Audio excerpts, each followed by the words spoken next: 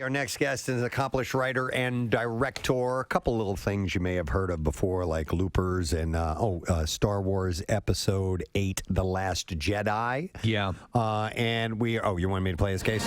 There you go. Need a fanfare when we bring somebody on board. But he is here to promote the film Knives Out, which is star-studded, looks really, really cool. Please welcome writer and director Rian Johnson. Yeah. Thank you. Hey, Ryan, how are you? I'm doing great, Preston. Thanks for having me. Absolutely, man. We're excited about this. Tremendously. We're fans of the murder mystery, the whodunits, and all that, and you just don't see them that often. And this style, in the vein of Agatha Christie, and in the vein of 12 Little Indians, Murder on the Orient Express, the Hitchcock, that sort of stuff. And when they're done well, there's nothing like them. They just totally bring you in. Yeah, it's one of my favorite genres, man. Like, I grew up reading Agatha Christie's books. I grew up reading like the movies based on them, and it's so much like everybody loves a good murder mystery, like a good whodunit, you know? Oh, absolutely. Yeah. And what also is one of the few that allows for great ensemble work. Yes. Yeah. You got like a rogues gallery of suspects. Yeah. The idea with this movie was, let's do a star-studded cast. It's kind of like old school like that. Let's have it be so like everyone who pops up on screen, you're like, oh, it's that person. Let me rattle off the names, okay, for those who may not be familiar. Christopher Plummer, Daniel Craig, Chris Evans, Jamie Lee Curtis, Michael Shannon, Toni Collette, Don Johnson, who's been doing some great stuff. The Watchmen. Yeah. Frank Oz, even. Yeah, we got Frank in there. Awesome. Christopher Plummer. The great Christopher Plummer. The legend, yeah. And it's exactly, also you get a chance to, with a cast like that, and Jamie Lee Curtis, I think, I remember when I first saw the original Murder on the Orient Express, and that actually got me reading Agatha Christie. You can high concept characters a little bit. You know what I'm saying? Absolutely. They're just on the verge of caricature. You can really, and that's the thing with this. It's a fun movie, and the cast, all of these stars, they just showed up ready to play. They're having a blast, I love Daniel Craig. And Chris Evans looks to be he's playing a jerk. He's playing a real jerk. And savoring. Everyone seems to say Michael Shannon is super intense, and yet he gets to. Oh, he's having fun. Daniel Craig. If you just know him from the Bond movies, you would think he's a really serious, intense guy. He is so much fun in real life. He's like a blast, and he's having a ball in this movie.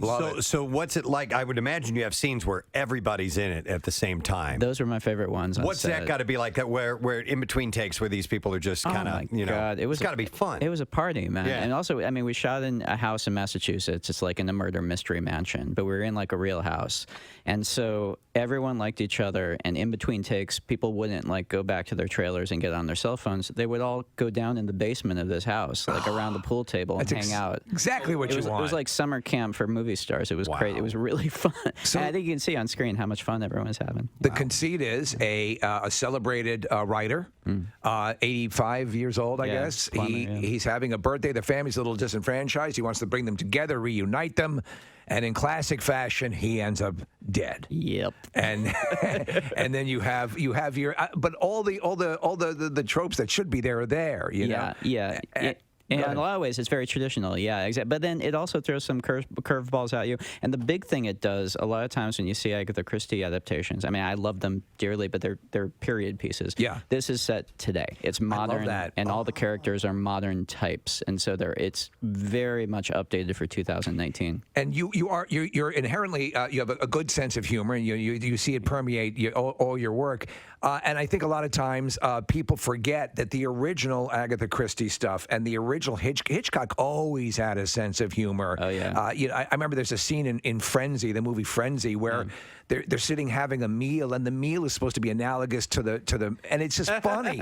And all that stuff works, and that makes it even more, to see.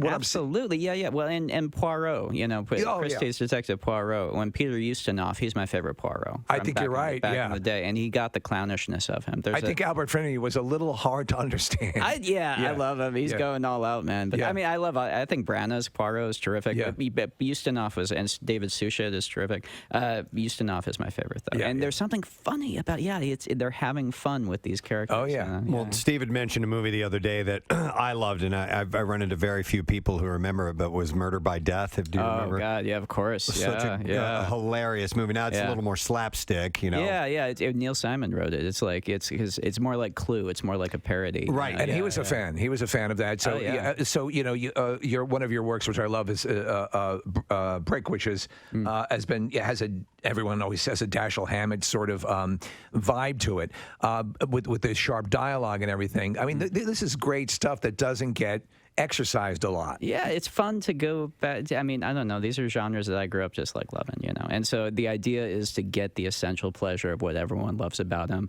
but then, you know, hopefully throw some stuff at you that you haven't seen in them before too. So it feels a little, you know, it feels like you are also on a ride and you're not quite sure what's going to happen next. And the story written by you? Yeah. And so this is a completely original. Yeah, this is an original whodunit. Yeah. Okay, so do you start at the end and work your way back? I start way zoomed back. I start just thinking about the shape of the whole thing. Okay. But I need to have that. I need to have the whole thing. I couldn't start writing at the beginning and find my way through. I need to have the whole shape in my head before I sit down. I think you would have to. And there's a certain, the people who have done it the best, I think, approach it that way. Yeah. Because you know, it allows you to keep tagging things on, you know? And MacGuffins and all that. Well, when you get to the end of a good murder mystery, you know, and you have the scene, one of my favorite types of scenes in all of fiction where the detective lays the whole thing out, like in the library. Yes, which we have a really good one of those. It's like, and with that, you have to have laid the groundwork, because it's only satisfying if you feel like, oh yeah, that thing. Oh yeah, if you recognize each of them and it's paying something off. Did you have someone fact check and make sure that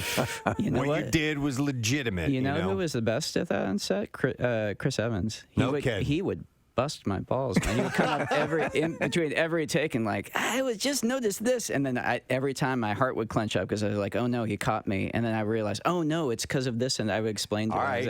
I got away with it with him. That's a sign of a good mystery, because you gotta check out. Wait a minute, and no, you know what I mean? Out. Yeah. I love it, and the critical response has been sensational. And that's got to make you feel good when you invest time in something you love. Not that it's everything, but it's something. You know, I'll tell you, the bigger thing is this is like a movie to be seen with an audience, and the audience it's been playing really well. It's been, you know, it gets big laughs, and then people are enjoying it. That to me is what's fun. So I'm psyched to show it tonight. You know? Allow me to quote The Hollywood Reporter, which says, an ingeniously plotted, tremendously entertaining, and deviously irreverent crowd pleaser. Well, that's it. Yeah, that's what you want. So it is playing tonight at the Philadelphia Film Festival. Do you know if there's any tickets available? You know, I don't know. I think I just saw a tweet that they had like released a few more, so you might want to check their website and see. It's Philadelphia.org. Opening for Thanksgiving. If you can't get, and that's those they wheel out what they believe to be the heavy hitters. For that, and so obviously, relatively speaking, you're a younger filmmaker. You know, God bless you, sir. with the body of work, but. You know, so obviously we're going to talk about the stuff and the Star Wars, universe that you're now in, and now you have your own trilogy that you're responsible for. That has been in this. If I'm not correct, tell me. Yeah. So I can start weeping. But I think you have this potential, this new universe that you can create from the ground up. That's in the same environment but removed. Yeah. That's what's really exciting moving forward, because they've said with Episode 9 that JJ is doing right now, which I'm so excited for. I cannot wait. It looks phenomenal. Oh God, that trailer just knocked me out. So I mean, that's going to be, they've said over and over, this is going to be the end of kind of this era of the movies. And I think it's time. Honestly, I love. And I love even the second trilogy, the Lucas trilogy. Certainly, there are issues. Perhaps you've heard some of the buzz about what fans think. I think I commend you for taking on something like that, because you're damned if you do and damned if you don't. I love the fans so much. I am a fan. That's the thing. I grew up as a Star Wars fan, and so all of the passion for it. I was in my 20s when the prequels came out, so both sides of the passion for Star Wars I've been plugged into always, and that's what's great about it. You know? I commend you for agreeing to do it, like. Because you're such a fan, you're like, was there ever a thought of like, no, I can't do this? No, I don't. I mean, it's just something that's so deep. I know everyone is a Star Wars fan who like when those first movies came out. If you're like my age, like you saw them when you were like 5 and 6. It's so deep in your bones. It's something you love so dearly. And also the people who make these movies, and the producers and everything, and the talent. they're just the best people on the planet, and everyone is just working from such a pure place of love for what this thing is, and so no, man, I couldn't, you had to you had to let that purity guide. At least you could have control over it. The only thing you can do. Yeah, exactly. Yeah. It's just follow kind of what you want to do. So I want to ask you about ownership of movies, because people take the Star Wars universe very seriously, and I'm a Star Wars nerd through and through. Yeah. But people also confuse opinions and facts all the time, and it bothers me, because if you have an opinion on a movie, that's not necessarily a fact about that movie, but people state them as if they are. Yeah. And I loved Last Jedi. There were so many layers to it that I think people are misunderstood, or they walked out of the theater with an opinion, and it's fine for them to have their opinion too.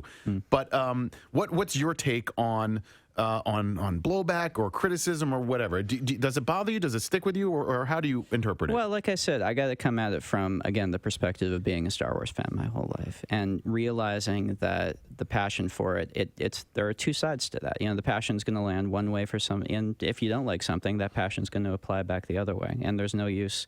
There's no, you can't have one without the other, I guess. People feel strongly about this stuff because they care about it so deeply, and people are going to respond to different things. Every fan is looking for something slightly different from a Star Wars movie. There's nothing that's going to... And that's the general... I was in the theater on opening night for the original Star Wars, because I'm an old bastard, and I had read the paperback book that was that before the movie came out, that had scenes that were not even shot for the movie. Sure. It's from Lucas's screenplay, and the movie was always intended to be a fun homage to the movie serials. Yeah, it's Buck Rogers. And that's it. Yeah, man. And it was supposed to be loving and fun. Yeah. But then, as its own myth almost started to weigh it down, and people lost sight of just go have a good time. Well, also, but the thing is, though, I feel like there is always an element, because it was that, but then with Empire, it dug a little bit deeper into the mythic stuff, and that's one of the that was a fish hook that got us all. Empire really shook it up from A New Hope in every single way. I mean, not just the big "I am your father" twist, but tonally, and also in terms of how deep it went, in terms of digging into that kind of deeper mythological stuff, the psychological stuff. So and a classic second act. Yeah. Oh my God, it doesn't 100%. end happy, and really turns everything up onto its head, and then in a way that can be really satisfyingly resolved in the third one. Yeah. You see where I'm going with it. Yes. Well, you did some things in this movie that that we hadn't seen in any of the previous 7 movies, I should say. And one of them was using light speed as a weapon. Yeah. Well, although the first, I mean, in A New Hope, the first time they talk about light speed, what's the context they're talking about? And they're talking about you got to do your calculations right, or you'll run into something, and then it'll be a big mess. But the blowback on that, and the fans were like, but I never quite understood that, because the thing is, that was the context that it was introduced in. So it's not like it physically can't happen. So the only argument I've really heard is we don't want to think about the fact that it can happen, because that complicates how we have to think about war in this world. You would have to make calculations, and you had like shields and things exactly for that. But I mean, it's your toy. You'd run with it. It's like because no.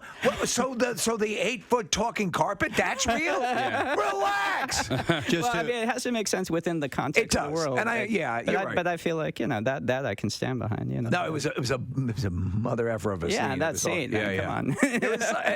The effects and all. It was great. Speaking of fans, real quick, and I know you guys all have questions. Everybody's got their hands raised here. But now, I haven't gone back and watched The Last Jedi in a little while.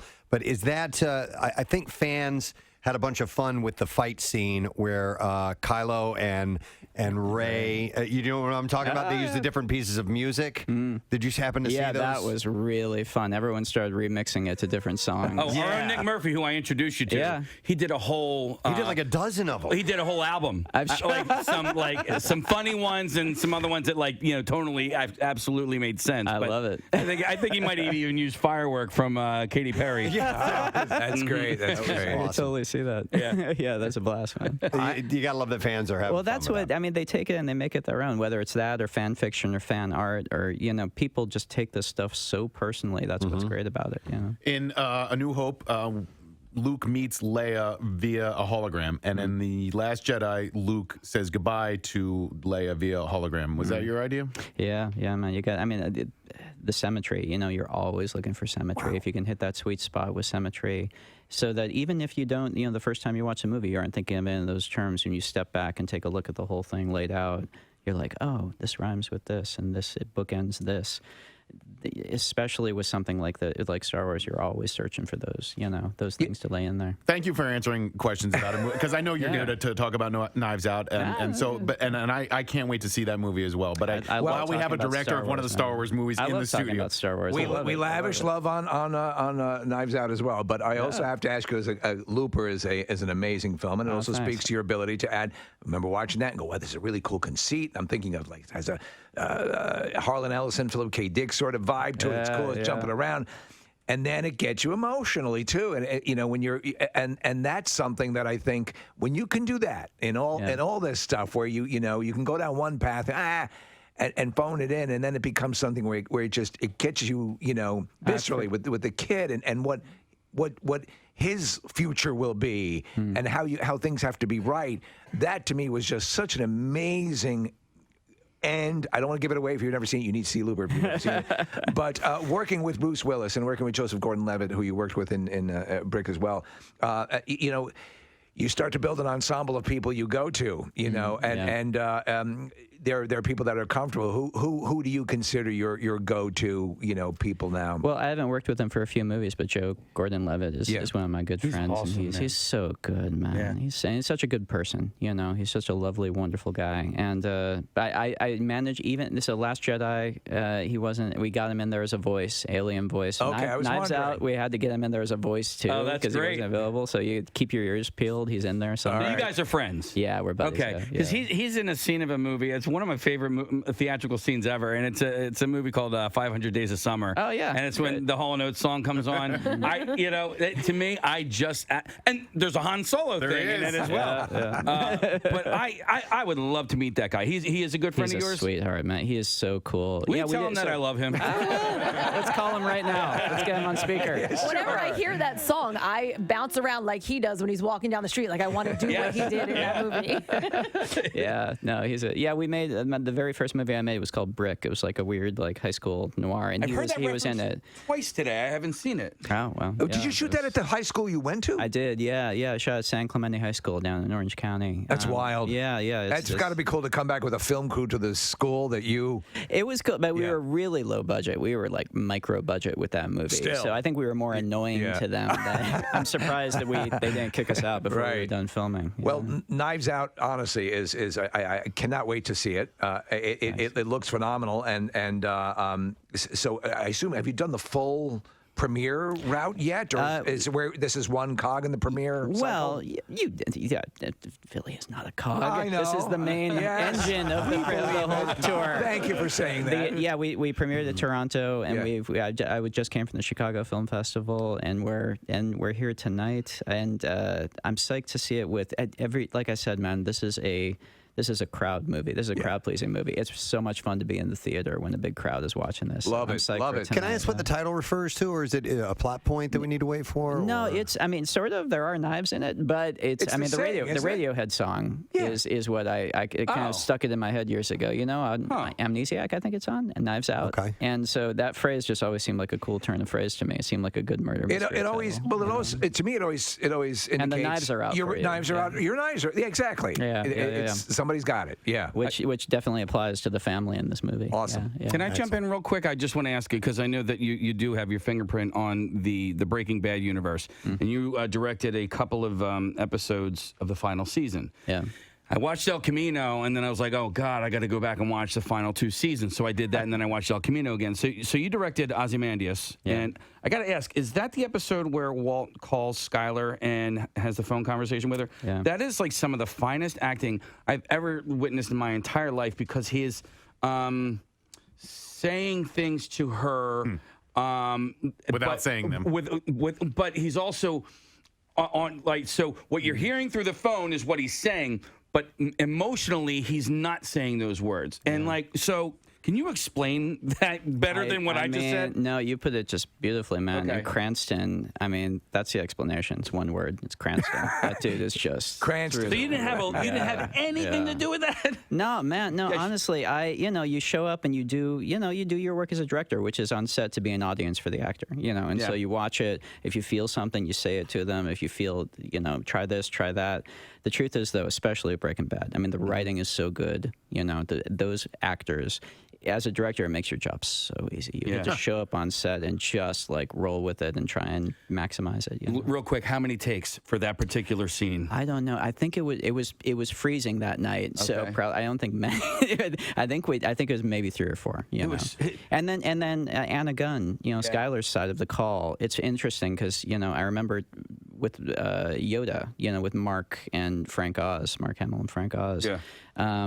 Frank telling me, everyone talks about the expressiveness of the puppet and the performance of Yoda, and he said 90% of it is Mark believing, listening. Yeah, and I can believe that. Yeah, and it's a weird analogy, but what Anna is doing on the other side, the amount of that call where we're on her face and hearing her realize what her husband is doing, that's as much of the scene as and for that, was she in the next room? Was she actually on the phone with him while he was doing it, or were you doing a playback? Or? No, we had him there, so he was obviously we shot them completely separately, but then we have both, and vice versa. She was on set, kind of on the phone with him there for his side of it, and then we were in the house shooting. It was a totally different day, but he was there for her side of it, so they were both there for each other. Okay, that's wild. And by the way, you should probably put some ointment on those fanboy burns you just got. Yeah, those could get infected. That's all right. I'm scabbed over. It's all right. I got the scabs. All right, thank you very much, Rian Johnson. Thanks, guys. Thanks for coming by. Appreciate it.